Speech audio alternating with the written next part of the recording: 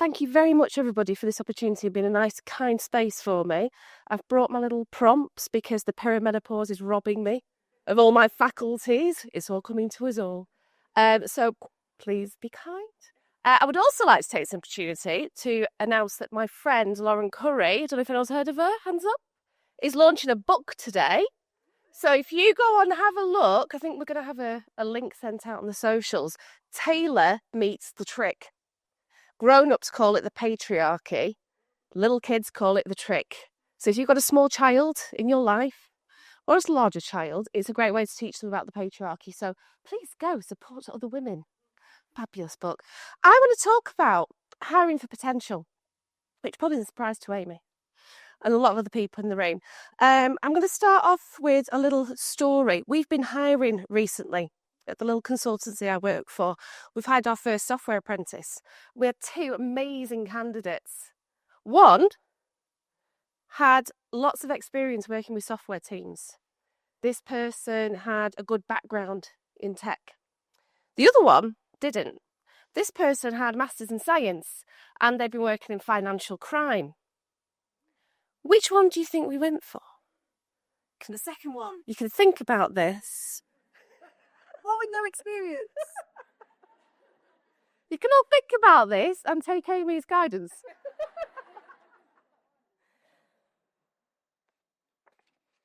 Over the last 10 years, I've noticed a big decline in companies taking on entry-level talent.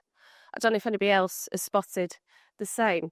I think it's increasing now with the birth of artificial intelligence. It's something I experienced myself when I was the head of practice for engineering at Co-op. That was quite a few years ago, and people would say in the teams, would say, we're too busy, we've got deadlines, we can't support somebody new coming in, we can't support someone who's learning. But it's not just entry level. It's somebody who's coming in for a Java role who's got a background in .NET or vice versa. They aren't there. They aren't ready to hit the ground running. I need somebody who can help me hit those deadlines. I need someone who can do the job now. We've got deadlines. We've got features. No, you can't have that promotion. You haven't got the skills. You haven't got the experience. We need to go elsewhere. We need to find someone who can do that job now. Where's that room for potential? What is potential? Now, this is the audience participation bit, Amy. What is potential? Anyone? Ability to do something. Ability to do something. Anyone else? Any other takers? Curiosity. Openness to learn. Courage. I like that one. Any others? What you could do, but maybe not yet. Nice time. I like that. I've got it down here as what you can, or stuff you can learn. I didn't write the word stuff, I wrote another one beginning with S. And stuff you can't learn. Why is that important? This is an audience participation. Big one for me is that diversity of thought. Why have a group of the same people around you who've had the same experiences and been through the same stuff? That's not very exciting. That's not very interesting. Not very challenging. Those people who've got a different career experience to you, who've had a different route to come in, university, boot camps, self-taught, different perspectives, someone to challenge. Even just having somebody different in your team or in that group can make you start thinking, oh, what about this demographic? What about this person? Without them, you miss the hidden stuff. Has anyone heard about the first time Apple Health came out and there was no period tracker? There's definitely nothing out there for the perimenopause and menopause, despite what I've looked. It's not right. Hand dryers, has anyone seen that? There's a load of videos out. The hand dryers that only work on white skin. Somebody missing from the team.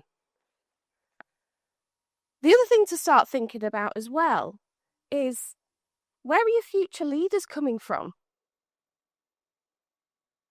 If all your entry level is replaced by artificial intelligence, I have opinions. You also have to remember when you're hiring, it isn't a rockstar ninja, what are the other words, developer anymore.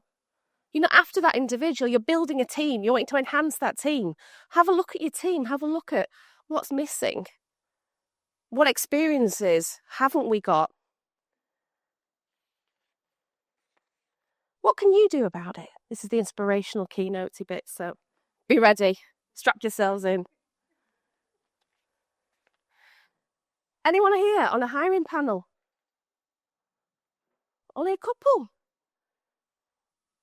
You should all be on. It doesn't matter what level of seniority you are. Just shout up, say, I'd like to be on a hiring panel. Put yourself out there. Imagine how much easier it would be if you were interviewing and there was someone like you on the interview panel. How much more comfortable would you feel? And again, how would you be able to make that interview experience a little bit more friendly, a little bit more setting someone up for success? Not like the horrible story we heard just before the break. Think about hidden bias. So it's not just building diverse interview panels, but also think about that bias. There's this hidden bias as well. All of us have it.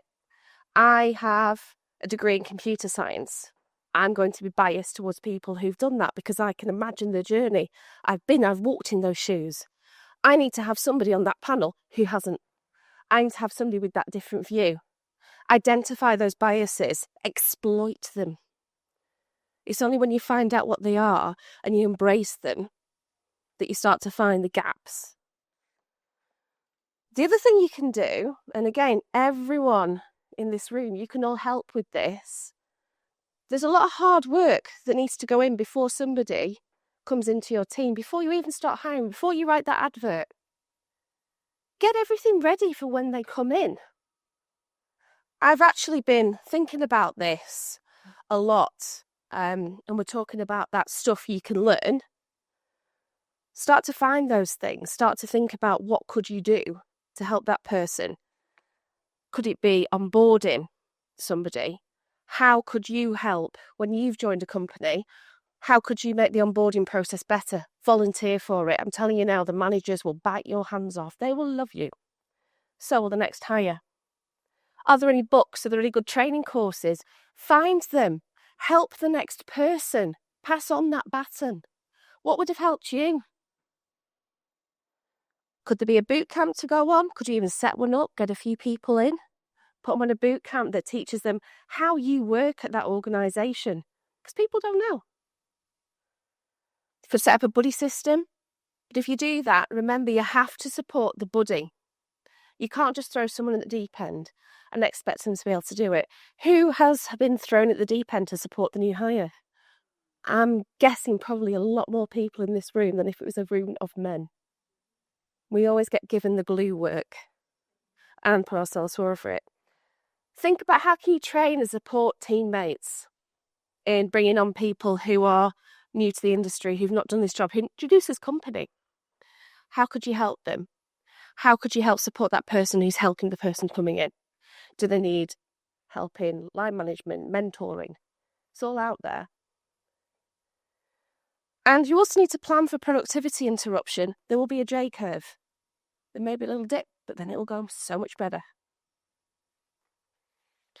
I've been thinking about this a lot, and I've started writing a bit of a framework to help with this. If you go to, I've got a blog set up, it's rubygem, RUBYGEM.blog. Hopefully that's easy. I've started putting a bit of a framework to support this, to help people start off with, right, I'm looking for a new hire, what do I do? Or I've got some people that are looking for a promotion, what do I do? I'm really keen to get feedback from people on that. One of the things to start thinking about when you're opening a new role, what's the minimum need for that role? The minimum. Not a massive shopping list, 4 or 5 needs. What can't they learn? What do they need to bring in? What's the very bare minimum? Then start thinking about clear expectations. How many times have you started at an organisation or even in your job today, and that contract between you and the organisation, or you and your manager, or even what is expected of me? What does good look like? How do I know I'm doing a good job? How does that person know I'm doing a good job? I've put some ideas on that. It's something to everybody to start thinking about. When you're doing this new job as well, when you're advertising it, what's the next step for that person? Is there opportunity there? What are the next options for them? Start to think about those career goals, not just hiring for the here and now. You have to start thinking ahead. And that's what good leaders do. Think about what skills they need to grow into that role and how you can fulfill them. What I talked about before. When you're advertising for the minimum as well, it means you're casting that net wide. So your future parts of the process start to funnel it down. Part of that is describing the role. I usually send out the pre-interview pack, which explains the role. It brings it to life. This is what a day in the life is, so that people can understand what that job would be and take themselves out if it's not for them. Also, go out and look for people that you're missing. Again, identify what's missing in your team. How can you go out and find those people? You cannot expect people just to come to you. So, who do you think we hired?